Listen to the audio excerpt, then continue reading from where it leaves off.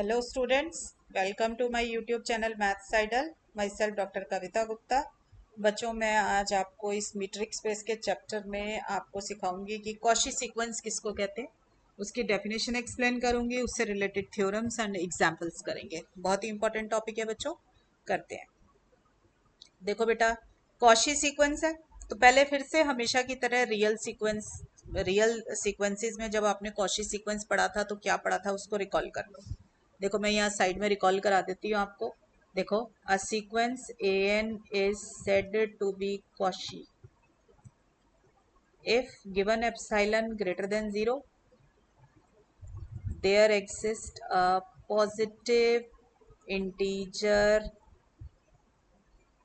p such that, देखो, mod A N minus A M less than epsilon for all N and M greater than equal to p। ये definition थी बेटा जब आपने Cauchy sequences किए थे real numbers में। ठीक है, सेम डेफिनेशन को आप यहाँ पे अप्लाई करेंगे। द ओनली थिंग इज आपको मॉड की जगह पे डी लिखना है, बाकी सारा बिल्कुल सेम रहेगा। Mod A N minus A M की जगह पे आपको D A N comma A M लिख देना है, बस इतना फर्क आएगा, बाकी सब कुछ सही आएगा। और यहाँ पे जैसे आपने ए एन को सीक्वेंस ऑफ रियल नंबर माना हुआ है, अब आप मान लोगे कि sequence in metric space X T. ठीक है, तो हमने देखो कैसे डेफिनेशन बनाई है। Let D be any metric on X, a sequence x N in X, क्योंकि मीट्रिक स्पेस के अंदर डिफाइन करना है ना, हमने मीट्रिक स्पेस किसको माना हुआ है, एक्स डी को, तो हम उसी का सीक्वेंस लेंगे। आर की जगह पे अब क्या आ गया, एक्स आ गया आपके पास। A sequence x N in x is said to be a Cauchy sequence if for every epsilon greater than 0 there exist a positive integer p such that mod x n minus x m की जगह क्या आ जाएगा, d of x n comma x m less than epsilon for all N and M greater than equal to p। देखो बेटा, Cauchy sequence का मतलब ये होता है कि जैसे जैसे हम आगे प्रोसीड करेंगे ना, terms of the sequence start becoming closer to each other. देखो ये मतलब है, जैसे ये है ना आपके पास एक्स वाई प्लेन है, मैं रियल्स में सिखा दूँ आपको, फिर आप रिलेट कर पाओगे। तो जैसे जैसे आप आगे बढ़ते जाओगे ना, आपकी जो टर्म्स ऑफ द सीक्वेंस है ना, ये आपस में एक दूसरे के क्लोज होती चली जाएंगी। इसको बोलते हैं कॉची सीक्वेंस। ठीक है, कॉची सीक्वेंस में क्या है कि जब आप जो सीक्वेंस है उसके पॉइंट्स को प्लॉट करेंगे ना, तो शुरू में तो वो वेरिएशन ज़्यादा ले रहे होंगे, फिर जैसे जैसे एन अप्रोचेस टू इन्फिनिटी आएगा ना, वो सारे के सारे बहुत पास पास हो जाएंगे पॉइंट्स। तो उसको बोलते हैं कॉची सीक्वेंस की terms of the sequence start becoming closer to each other as N approaches to infinity. ये मीनिंग होता है कॉची सीक्वेंस का। ठीक, चलिए अब आगे देखिए। एग्जाम्पल देखिए बच्चों, ये सेम एग्जाम्पल आपने रियल्स में भी किया था। ठीक है, उसने लिख भी दिया, consider the usual metric space R d. Usual metric मतलब mod of x minus y. ठीक है, डी एक्स वाई की डेफिनेशन क्या है, मॉड एक्स माइनस वाई, ये मीनिंग है। तो एक्स एन कोई भी सीक्वेंस आपको आर में ही दे दिया, क्योंकि आर भी अपने आप में मीट्रिक स्पेस तो है ही। ठीक है, मतलब आर डी भी तो मीट्रिक स्पेस है ना, तो इसलिए उसने आर में दे दिया। X N equal to 1 plus 1/2 plus dash dash till 1/n। आपको शो करना है कि ये कॉची सीक्वेंस नहीं है। ये बिल्कुल सेम क्वेश्चन है आपका, जब आपने रियल सीक्वेंसेस पढ़े होंगे इससे पहले के सेमेस्टर्स में, बिल्कुल वही सेम प्रूफ भी यहाँ आ जाएगा। क्वेश्चन भी सेम है, क्योंकि उसने मीट्रिक स्पेस आर का ही मान लिया। ठीक है ना, रियल्स का ही मान लिया तो बिल्कुल रियल सीक्वेंसेस की तरह बिहेव करने लग गया। यूजुअल मैट्रिक मान लिया तो डी एक्स वाई की जगह मॉड एक्स माइनस वाई आ गया। ठीक है ना, तो देखो बेटा, हमने करा क्या इसके अंदर, हमने सीक्वेंस को कंसीडर किया। वहां पे आप लेते थे x n minus x m, फिर एन को in particular n equal to 2n लेके आप करते थे, तो मैंने वही डायरेक्ट लिख लिया कि mod of x2n minus x n consider कर लो, क्योंकि आपको क्या करना है, कॉची के लिए a N minus A m type चाहिए होता है ना, तो मैंने x2n माइनस एक्स एन कर दिया। x2n क्या होगा, इधर देखो, यहाँ पर क्वेश्चन में क्या दे रखा है, xn जो है, अगर xn लिखते हैं तो 1 से लेके 1/n तक का टोटल आता है। तो अगर x2n लेंगे तो 1 से 1/2n तक का टोटल आ जाएगा। तो 1 प्लस 1/2 प्लस 1/3 से लेके 1/2n तक का टोटल आ गया। और अगर xn है तो 1 से 1/n तक का टोटल आ गया। अब 1/2n तक के टोटल में से 1/n तक का टोटल माइनस करोगे तो क्या आ जाएगा, n प्लस 1 से 2n तक का टोटल रह जाएगा। तो दिस इज 1/n प्लस 1 से 1/2n तक का टोटल आ गया। ठीक है, अब देखो जरा यहाँ साइड में इसका एक्सप्लेनेशन देखो। देखो, n प्लस 1 जो होगा हमेशा less than n plus n होगा, क्योंकि n क्या है, नेचुरल नंबर है। नेचुरल नंबर हमेशा 1 से ही शुरू होते हैं। ठीक है, तो n plus 1 is less than n plus n आ जाएगा। तो जब रेसिप्रोकल लोगे तो इनइक्वालिटी का साइन चेंज हो जाएगा। तो 1/n+1 is greater than 1/n+n आ जाएगा, और n+n क्या है 2n, तो 1/2n से बड़ी हो गई ये टर्म। दूसरी टर्म देखो n+2 भी ग्रेटर देन n+n होगा, ठीक है, सॉरी लेस आएगा, n+2 जो होगा ये भी लेस देन n+n होगा। ऐसे ही रेसिप्रोकल ले लोगे तो ये भी ग्रेटर आ जाएगा, ठीक है। मतलब मैं पहली वाली टर्म ये वाला n से कंपेयर कर रही हूँ इस वाले n से, राइट। तो मेरे ये सारी टर्म्स जो आ रही हैं, ये जितनी भी टर्म्स हैं, ये सब ग्रेटर देन 1/2n आ गई। तो 1/2n plus 1/2n plus 1/2n ये कितनी बारी आया होगा, n टाइम्स आया होगा। तो मेरे पास n/2n आ गया, n से n कैंसिल हो गया, 1/2 आ गया। तो मेरे को पता चला mod of x2n minus xn जो है वो ग्रेटर देन 1/2 आ गया। और कॉशी सीक्वेंस की डेफिनेशन कहती थी it should be less than epsilon. तो अगर मेरा एप्साइलन जो होता 1/2 होता तो मेरा तो आंसर अपोजिट आ गया। तो इसका मतलब क्या आया कि ये कॉशी नहीं है, बस इसको ठीक से लिखना पड़ेगा। देखो कि अगर एक्सन कॉशी होता तो देयर एक, अगर मैं एप्साइलन को 1/2 चूज करती तो मेरे पास आना चाहिए था mod action minus XM less than epsilon, but मेरे पास क्या आ गया, ग्रेटर देन 1/2, ठीक है। तो which is a contradiction, hence it is not a Cauchy sequence. Clear हो गई बच्चों बात सबको, ठीक है। और देखिए example, let x equal to c01. What is the meaning of this c01?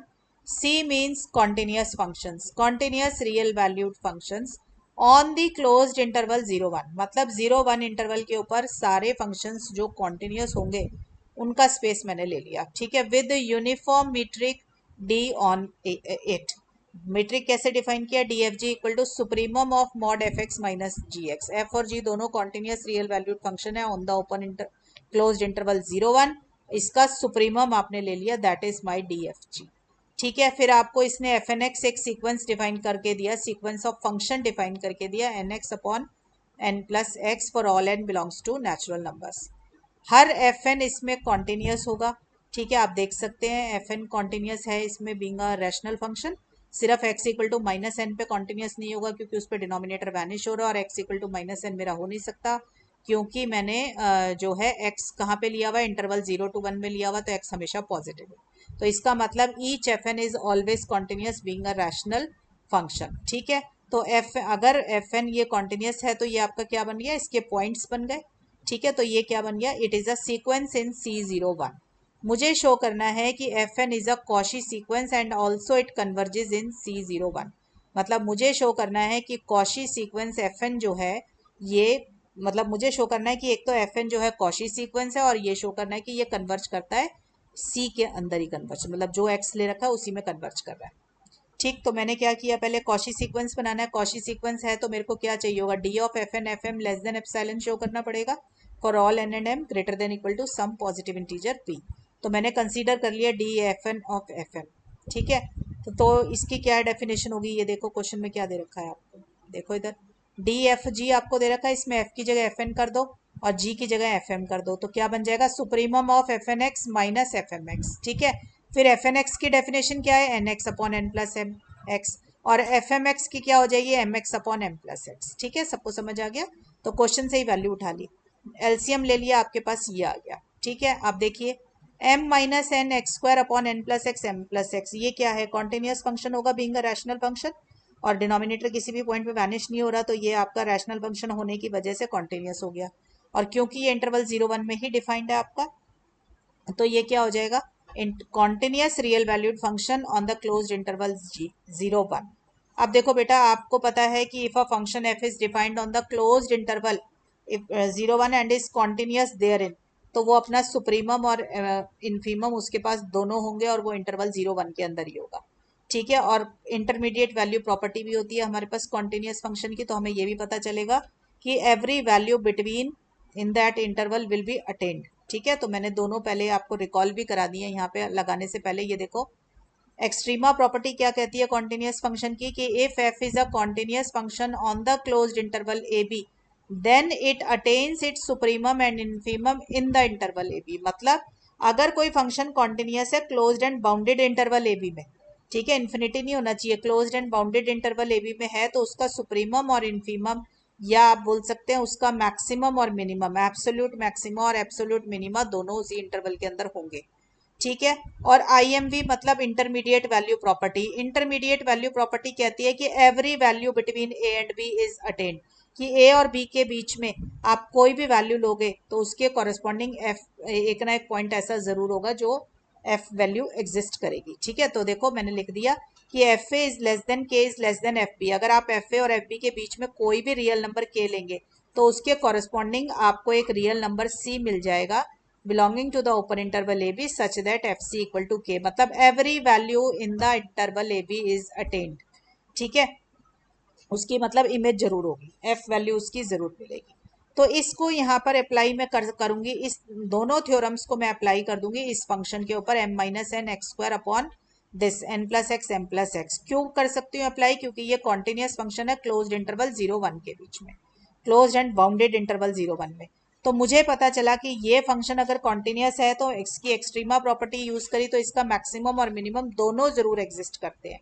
क्योंकि मेरा क्वेश्चन में सुप्रीमम वर्ड है तो मैं मैक्सिमम वाली प्रॉपर्टी का इस्तेमाल कर रही हूँ, तो इसका मैक्सिमम जरूर होगा। तो इसका मैक्सिमम सपोज कर लो at the point x not है। ठीक है, तो वो मेरे पास क्या मिला, मैंने लिख दिया कि इसका जो सुप्रीमम है वो एक्स नॉट पर है, तो हमने मैक्सिमम वैल्यू निकाली। तो मैक्सिमम वैल्यू कैसे मिलेगी? जब मैं इसमें एक्स को एक्स नॉट डाल दूंगी। तो मैंने इस वाले पूरे फंक्शन में सुप्रीमम ऑफ दिस में एक्स को एक्स नॉट डाल दिया, तो मेरे पास ये आ गया m minus n x not square upon this. ठीक है, अब ये d f n f m जो हमारा ऊपर से चलता आ रहा था उसके अंदर सुप्रीमम के अंदर यहाँ तक आ गए थे ना, उसमें ये वैल्यू डाल दो। ठीक है, तो ये वैल्यू डाल दी मैंने m माइनस एन दिस। अब ध्यान से देखिए जरा साइड में यहाँ पे एक्स नॉट क्या है, it is any number lying between the interval 0-1। तो मैंने एक्स नॉट जो है 0 और 1 के बीच में है, और n जो है नेचुरल नंबर है, नेचुरल नंबर है तो ये ग्रेटर देन इक्वल टू 1 होगा आपके पास। ठीक है, तो मेरे पास क्या आ गया, ये देखो एक्स नॉट जो है 0 से 1 के बीच में है और 1 जो है मेरा less than equal to n है, तो मेरा आ गया x not less than n आ गया। ठीक है, मैंने पर्टिकुलरली लेस देन उसका केस ले लिया, इक्वल टू का नहीं लिया, आप ले भी लेंगे तो भी कोई दिक्कत नहीं है। और एक्स नॉट जो होगा माइनस एन से तो बड़ा ही होगा, क्यों? क्योंकि n नेचुरल नंबर है। एक्स नॉट कोई भी पॉजिटिव नंबर है, पॉजिटिव क्यों है? क्योंकि ये 0 से 1 के बीच में है, तो पॉजिटिव नंबर हमेशा नेगेटिव नंबर से तो बड़े होते हैं, तो x not greater than minus n है। ठीक है, तो दोनों तरफ जो है m को ऐड कर दो इसके अंदर। ठीक है, तो m को ऐड किया तो m plus x not greater than m minus n आ गया। तो m इसको नीचे उतार लो, अब m माइनस एन जो होगा, यहाँ देखो m माइनस एन, ये m प्लस एक्स नॉट इसके नीचे ले गए तो m minus n upon m plus x not less than 1 आ गया। ठीक है बच्चों, इसको यहाँ यूज किया, देखो इधर m minus n upon m plus x not, ये लेस देन 1 है, इस पूरे की जगह तो लेस देन 1 कर दिया, बच के आ गया एक्स नॉट स्क्वायर और n प्लस एक्स नॉट, तो ये आ गया x not square upon n plus x not आ गया। ठीक है, अब दोनों साइड पे जरा लिमिट ले लो, पहले यहाँ पे लिमिट लूंगी तो यहाँ पे n को इन्फिनिटी डालते ये 1 अपॉन इन्फिनिटी 0 हो जाएगा, तो ये 0 आ गया। तो आपको पता होनी चाहिए अब ये डेफिनेशन की, अगर मेरे पास दो फंक्शन है, ठीक है, अगर मेरे पास फंक्शन या सीक्वेंसेस दोनों में से किसी पे भी लगा सकते हो, क्योंकि सीक्वेंस भी फंक्शन ही होता है। मैं सीक्वेंस पे बता दूं, अगर a n less than b n हो फॉर ऑल एन, तो अगर आप लिमिट लेंगे दोनों साइड तो limit a n less than equal to limit b n आएगा। ठीक है, लिमिट जो होती है उसमें इक्वल टू का साइन आता है, a n less than b n है, बट लिमिट जब लेंगे तो लेस देन इक्वल टू आ जाता है। ठीक है बच्चों, यहाँ तक तो मेरे पास क्या आ गया, limit n tends to infinity, यहाँ पे लिया तो 0 आ रहा है, तो इधर की लिमिट क्या हो जाएगी, limit n tends to infinity d f n f m, ये लेस देन इक्वल टू 0 हो जाएगी। मैंने बताया ना, जब दोनों साइड पे लिमिट लोगे तो क्या आ जाएगा, लिमिट वाले में इक्वल टू का साइन आता है, अगर सीक्वेंस में चाहे बेशक लेस देन का साइन हो। ठीक, अब आपको ये पता है कि लिमिट जो होती है, अगर पॉजिटिव रियल नंबर्स की लिमिट ली जाए तो वो भी पॉजिटिव ही होती है। अब आपको पता है d f n f m जो है ये तो being a metric is always greater than equal to 0, तो अगर ये पॉजिटिव रियल नंबर्स हैं तो इनकी लिमिट कभी भी नेगेटिव नहीं आ सकती। तो मेरे पास यहाँ पे आया लिमिट या तो नेगेटिव है या 0 है, तो नेगेटिव आ नहीं सकती तो लिमिट क्या आएगी, 0 आ जाएगी। तो लिमिट क्या आ गई मेरी d f n f m की, 0 आ गई। ठीक है, मैंने ये सारी प्रॉपर्टीज यहाँ लिख दी हैं कि अगर ए एन बी एन कोई दो रियल सीक्वेंसेज हैं such that a N is less than b n for all n, तो लिमिट लगाने पर ये लेस देन इक्वल टू के साइन में कन्वर्ट हो जाता है। ठीक है बच्चों, तो अब मेरे पास क्या आ गया बेटा, limit n tends to infinity d f m is equal to 0, तो मेरे पास क्या आ गया, ये एफ एन एक कॉशी सीक्वेंस बन गया नेचुरल नंबर्स के अंदर। ठीक है, तो अब अगर मेरा एफ एन एक कॉशी सीक्वेंस आ गया है, अगर ये कॉशी सीक्वेंस है तो मुझे शो करना है कि ये कन्वर्जेंट भी है, और कन्वर्ज किस में कर रहा है, जो मेरा C01 है उसी में कन्वर्ज कर रहा है। तो मैं इसकी लिमिट निकालने जा रही हूँ, तो मैंने इसकी लिमिट ली है let f x equal to x for all x belonging to the interval 0 to 1। तो अब f x equal to x आपको पता है कि being a polynomial function of degree 1 it is always continuous, तो ये कॉन्टिन्यूस होगा इन द इंटरवल 0 to 1। तो एफ बिलोंग्स टू C01 आ गया, क्योंकि ये कॉन्टिन्यूस रियल वैल्यूड फंक्शन आ गया defined on the interval 0 to 1। ठीक है बेटा, मैं शो करती हूँ कि एफ एन जो है एफ में f n converges to f in x, तो कन्वर्जेंट है तो इसकी लिमिट लेके हमें शो करना पड़ेगा कि d f n f converges to 0। ठीक है, तो मैंने d f n f consider कर लिया। अब डी एफ एन एफ है तो इसकी क्वेश्चन से मैंने इसकी डेफिनेशन लिखी डी एफ एन एफ की, सुप्रीमम ऑफ दिस आ जाएगा। ठीक है, अब इसके अंदर क्या आ जाएगा, देखो एक्स जो है 0 से 1 के बीच में, तो एक्स स्क्वायर क्या हो गया, लेस देन 1 हो गया। अब आपको पता है n plus x greater than n होगा, क्योंकि x कोई भी पॉजिटिव नंबर है, जब आप n में कोई पॉजिटिव नंबर ऐड करेंगे तो n से तो बड़ा ही हो जाएगा। तो 1 अपॉन n प्लस एक्स क्या हो जाएगा, लेस देन 1 बाय n हो जाएगा। अब इन दोनों को कंबाइन करो, देखो एक्स स्क्वायर लेस देन 1 है और 1 upon n plus x less than 1 by n है, दोनों को मल्टीप्लाई कर दो तो a और b को, तो मेरे पास क्या आ जाएगा, x square upon n plus x less than 1 by n आ जाएगा। ठीक है बच्चे, तो मैंने इसके अंदर देखो ये जो सुप्रीमम करके ये था, इसको पहले मैंने एलसीएम लेके सॉल्व किया तो ये आ गया। अब ये जो है मेरा लेस देन 1 बाय n आ गया। क्लियर हो गई बच्चों बात। Take limit on both the sides, आपको पता है जब लिमिट लेते हैं तो लेस देन इक्वल टू का साइन बन जाता है, क्योंकि इक्वालिटी भी आती है लिमिट में। तो मैंने दोनों साइड पे लिमिट ले ली। अब ये 1 बाय n की लिमिट तो 0 आ गया, तो limit n tends to infinity d f n f आपका लेस देन इक्वल टू 0 आ गया। बट आपको पता है d कभी भी नेगेटिव नहीं होता बीइंग अ मीट्रिक। अगर ये नेगेटिव नहीं है तो इसकी लिमिट कभी नेगेटिव नहीं आ सकती, इसकी लिमिट भी हमेशा पॉजिटिव आएगी। तो अब मेरे को ऊपर आ रहा है मेरे पास कि limit n tends to infinity d f n f less than equal to 0। अब नेगेटिव लिमिट हो नहीं सकती, तो समझौता किसके ऊपर होगा, इसका इक्वल टू 0 पे। तो लिमिट आ गई मेरी इक्वल टू 0। तो अगर लिमिट इक्वल टू 0 है तो इसका मतलब f n converges to f आ गया। ठीक है बच्चों, एक्स डी के अंदर ही ये कन्वर्ज कर रहा है। समझ आ गई सब बच्चों को बात, क्लियर है। अब देखो एक बहुत ही इंपॉर्टेंट थ्योरम बच्चों हम करेंगे कि every convergent sequence in a matrix space is Cauchy sequence but converse is not true. मतलब अगर कोई सीक्वेंस कन्वर्ज करता है तो वो तो हमेशा ही कॉशी होगा, बट अगर कोई सीक्वेंस कॉशी है तो कोई जरूरी नहीं कि वो convergent in that metric space हो। मतलब कन्वर्जेंट तो होगा बट जो उसकी लिमिट होगी ना वो उससे बाहर निकल जाएगी एक्स से, ये मीनिंग है। ठीक है, तो मैंने दोबारा बता रही हूँ कि अगर कोई सीक्वेंस कन्वर्जेंट है तो वो जरूर कॉशी होगा, but converse is not true. तो इसके लिए हम क्या करेंगे, let x n be any sequence in metric space which is convergent to x. ठीक है, तो मैंने कन्वर्जेंट सीक्वेंस ले लिया, अब मैं शो कर देती हूँ ये कॉशी है। तो देखो बेटा, कन्वर्जेंट की डेफिनेशन का इस्तेमाल करो। कन्वर्जेंट की डेफिनेशन क्या कहती है, for every epsilon greater than 0 there exist a positive integer n not such that d of x and x is less than epsilon by 2 for all n greater than equal to n.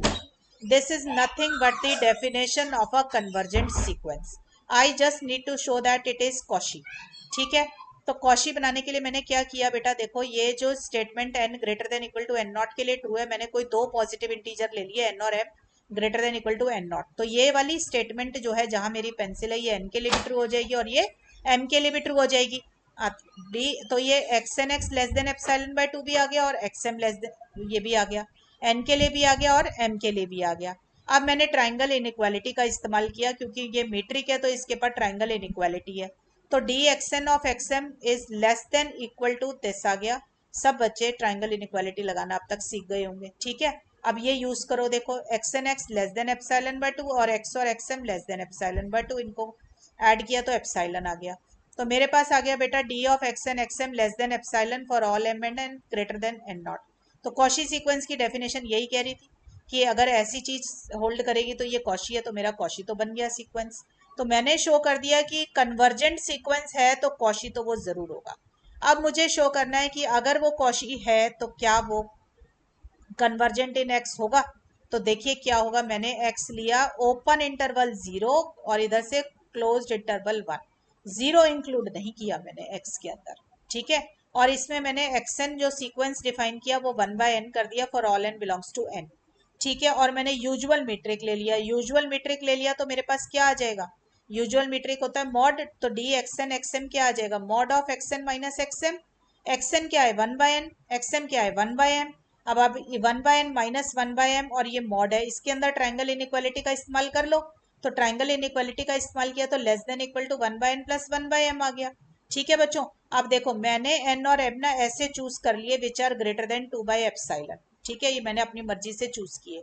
तो अगर n greater than 2/एप्सिलॉन है तो 1/n less than epsilon by 2 है।